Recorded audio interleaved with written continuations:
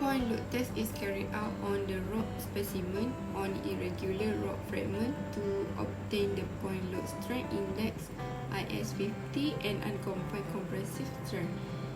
This test does not require costly specimen preparation and is a quick, simple test.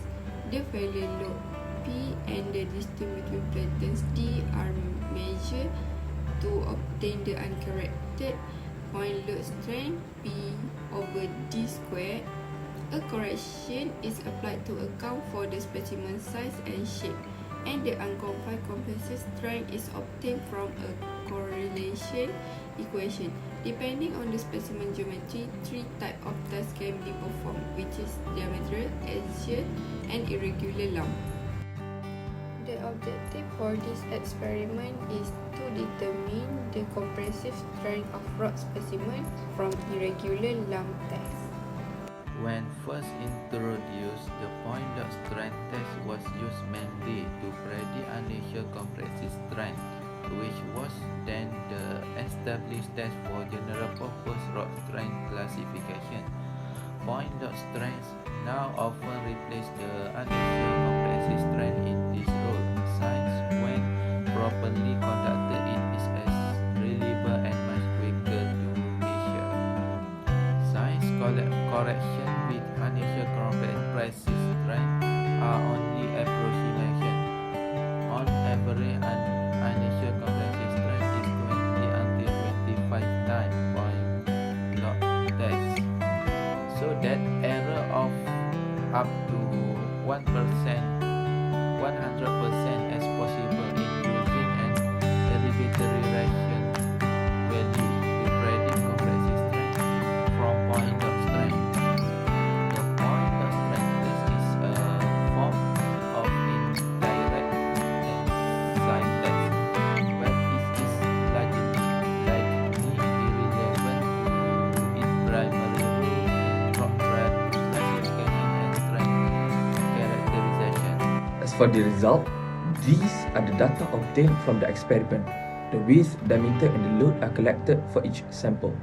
To determine the point of strength of the samples, several calculations have to be performed. First of all, we determine the cross-section area A by multiplying the width with the diameter gained from the experiment. Next, we calculate for the equivalent core diameter dE squared by using the formula 4 multiplied cross-section area divided by pi. For the third step, we calculate the size correction factor F.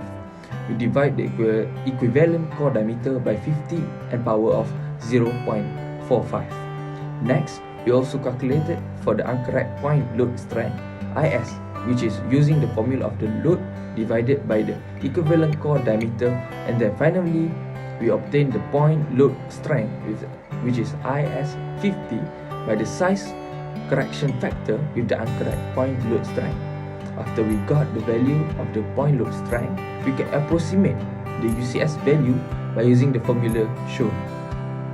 After all the calculation is completed, we have obtained the uniaxial compressive strength for each of the sample 1, 2, and 3, which is 154.512 megapascal, 154.608 megapascal, and 61.632 megapascal respectively.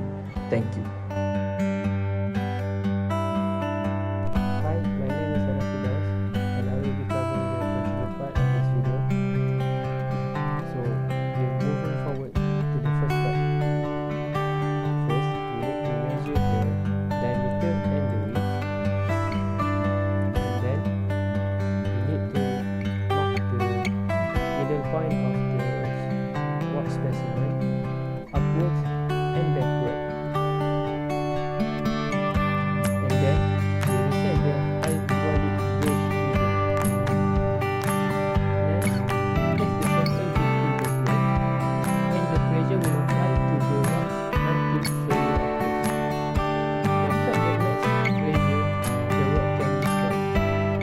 And then, lastly, we do step 1 to 5 2 times to obtain the adjusted. So result UCS value obtained. Rock sample 1 equal to 154.512 megapascal. Rod sample 2 equal 154.608 megapascal. Rod sample 3 equal to 61.632 megapascal. We can see that the strength of the rod is based on the UCS. The higher value of UCS, the stronger the rod. In this experiment, we can see that sample 2 has the highest load strength than sample 1 and 3.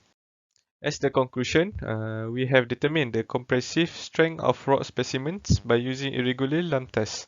Furthermore, we have determined the UCS value for every sample, which are sample 1 equal to 154.512 megapascal, sample 2 equal to 154.608 megapascal, and sample 3 61.632 megapascal.